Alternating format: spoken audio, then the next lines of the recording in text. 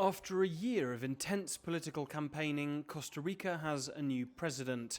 In a close ballot which saw 43% of the population abstain from voting, Rodrigo Chaves, a former World Bank economist, was declared the winner on Sunday night. This is not a moment to celebrate. This for me is a moment for reflection and to look at the huge responsibility we now face to tackle the difficulties we face as a country. Chaves won with 52% of the vote, less than 1 million ballots, but still 100,000 more than his rival José María Figueres. Indeed, with 43% abstention, one lasting lesson was that Costa Ricans are less engaged with their politicians than ever. Voter turnout for Costa Rica's 2022 presidential election has been one of the lowest in the country's history.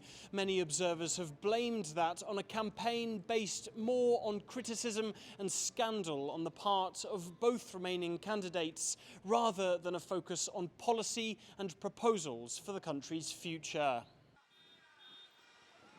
As president, Chaves faces a monumental task. With foreign debt at more than 2/3 of the country's GDP, high rates of unemployment, worsening poverty, and a national dependence on imports for basic goods, Costa Rica needs strong leadership. That may be problematic. Chaves' party holds just 10 seats out of 57 in the country's Congress, and the new president will have to forge alliances if he's to achieve his political agenda, above all with his election rival, whose party holds 19. I humbly beg my election competitor, José María Figueres, that we can come together to work for a better Costa Rica. Rodrigo Chaves.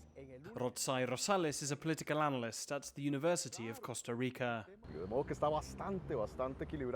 Congress is very balanced between small factions, all of them minorities, so there will have to be an agreement in order to achieve a 38-vote majority. So alliances and strategies for dialogue and negotiation will be essential.